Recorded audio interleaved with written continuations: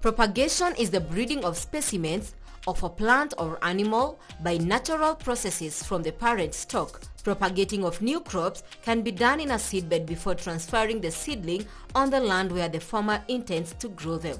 Christine explains how this should be carried out. When farmers have identified the right variety, they need now to go step by step on how to do the farming. Cabbage seeds are put into a nursery before they are planted into the main farm.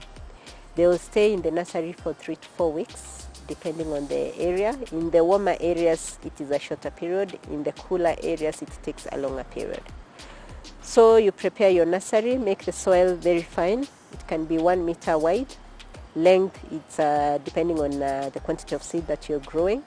Per acre of cabbage, we recommend 125 grams of seeds. 125 grams of seeds. If you're doing the other way, you propagate through the seed trays, you find that the germination is very high, and you can even do 100 grams because there you don't have a lot of loss as compared to when you do it on the ground. The ground, as we say, sometimes it will fall on the fertile soil, others will fall off, others will maybe dampen along the way. But in the nursery, when you're doing your management, it's important to ensure that you don't do them too close when you're putting it or planting. In the nursery, you do by drill. What we say by drill is you take a stick and do a line along the 1 meter of the seedbed that you have prepared. From one line to another, you do 10 centimeters. And along those lines, that's where you pour your seeds. You pour them in such a way they're not too close to each other, because otherwise they will burn each other and you'll have a lot of dumping off. The way you establish there will determine the quality of a seedling you transplant into your farm.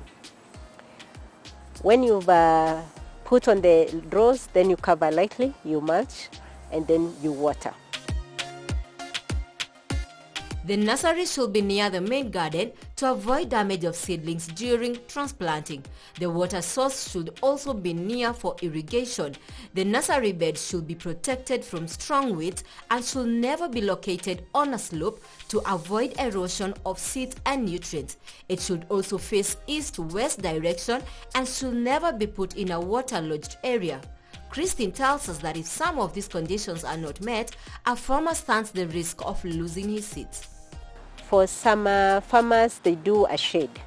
Instead of having the mulch directly touching the seeds or the farm, you do a shade.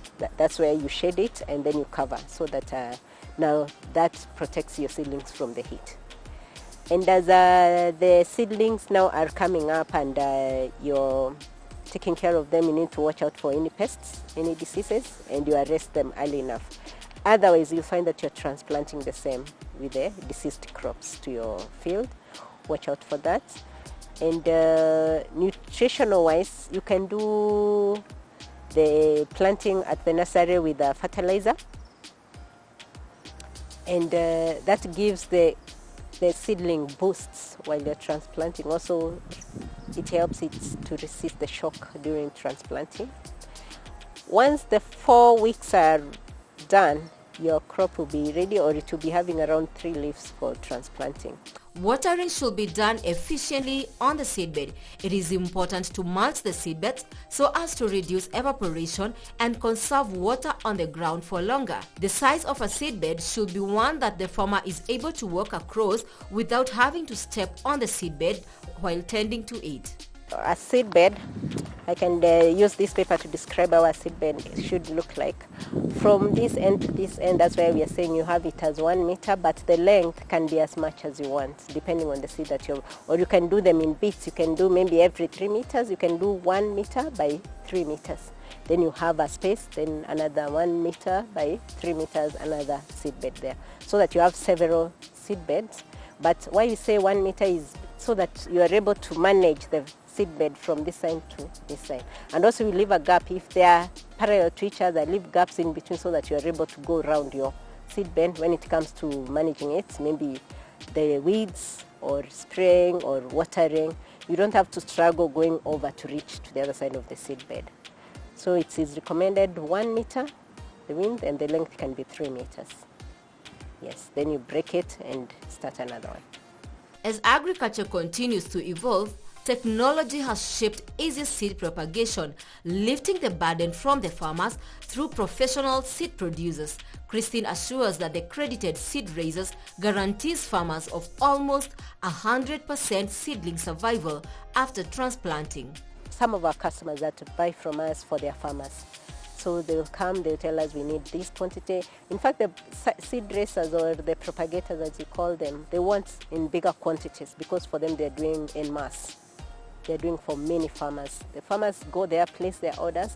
And also farmers have realized that the cost of raising seedlings and the time you waste there, you can recover it by giving someone the seedlings to grow them for you, to propagate them for you, and you just go pick and take them direct to the farm. That way you are certain that if you order for 1,000 plants, that's what you will get, as compared to when you buy maybe your pack size and maybe you're not very good with the propagation at the nursery level, you may lose more seeds as compared to when you have gone to a propagator and you just buy ready seedlings. To determine spacing in cabbages, the first consideration is what head size do you want.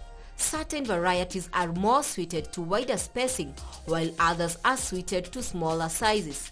Generally, urban markets require a slightly smaller head, though sometimes there is no limit. The larger the head, the better. Sometimes the price per kilogram gets higher as the size increases. Determine the size of your target market and regulate spacing to achieve it. If you space too widely when the market prefers a medium cabbage, you'll have to harvest too early and so lose yield potential.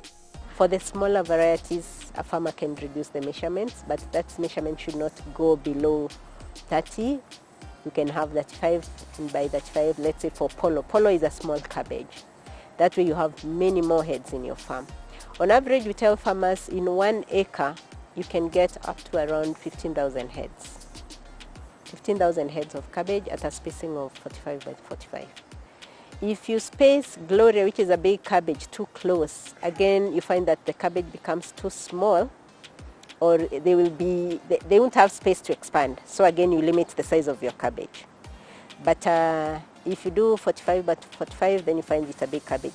Again, if you're doing a small cabbage and you do 45 by 45 centimeters, it's a wastage because that cabbage is not too big to fill in that gap, while you would have used that space for another cabbage, for another head. So you do 45 by 45. At planting, you plant with DAP or NPK. The other fertilizers that have also come that are being used instead of the two, depending on your salinity of your soil. While transferring the seedlings, use of fertilizer is necessary to boost the seedling. Moistening the soil once the manure or fertilizer has been added enables nutrients to reach the roots. Proper handling of the fertilizer is highly recommended as this reduces the risk of burning out the roots of the young plant. This in turn causes low yields, and it's likely to occur if the roots of the seedling get in contact with the fertilizer. After transplanting, the cabbages takes approximately 90 days to maturity. When you're transplanting, use DAP or NPK. We encourage to use the size of a bottle top per each plant, the quantity, or like a 2 spoon or like 5 grams per plant. Put it first in the hole, then cover it with some soil or mix it with some soil first, then plant your seedling. Do that for your field. Why do we say that it should be mixed with the soil? It's to avoid fertilizer burning your seedling. And when you have planted like that, ensure you water properly, enough sufficient water to ensure the ground, the soil is wet, so that fertilizer is dissolved to be available to the crop. We say you do that to ensure that this fertilizer is available to the roots. Cabbages are susceptible to various pests and diseases. Examples of these diseases and pests are root maggots and cutworms, just to mention a few. Farmers can either choose to use biological approaches to counter such as practicing crop rotations, but also use of pesticides and herbicides is recommended to avoid and reduce the spread of these diseases. When you do hybrids as compared to non-hybrids, the prevalence of pests and diseases is very minimal. But when we say tolerant, we don't mean resistant. It means that it can or it cannot come, or it will come in a very small percentage. So as a farmer, you should be on the lookout to see any signs of any of those pests and diseases and quickly dash to the agrovet near you and they recommend something for you to use. For cabbage, also control of weeds is essential. You don't want them competing with your cabbage, because otherwise they will reduce the food intake for the cabbage. So weed control is very necessary. It's important to ensure that your field is weed-free. Cabbages are best stored out of the sun and in a cool place. Heads can weigh up to 4 kg each. Yield population per acre is around 11,000 to 15,000 heads. For farmers venturing in cabbage farming for commercial purposes, they should consider farming in an entire acre or more. Because the cabbage takes approximately 80 to 90 days. By the time you're doing your 2 months, the head should have started forming. And that's the time you should ensure that you don't have a shortage of water. Water 2 to 3 times in a week, and mainly in the evenings when you don't have a lot of heat. At that point, if you keep giving it nitrogen again, the cabbage will enjoy the leaves, but it will not close those leaves to form a head. As we wind up the show, Christine encourages more farmers to embrace cabbage farming as the market is looking up. I would encourage farmers to embrace hybrid cabbages the way they've been doing it, and to be more commercial oriented. You've said at least an acre in terms of the commercial farmers. If you are in an area where you want to do cabbage and you don't have a big enough space, maybe you can think of leasing some land to do so that you're more productive and competitive when it comes to marketing. Join us next week for another informative episode of Get It Right.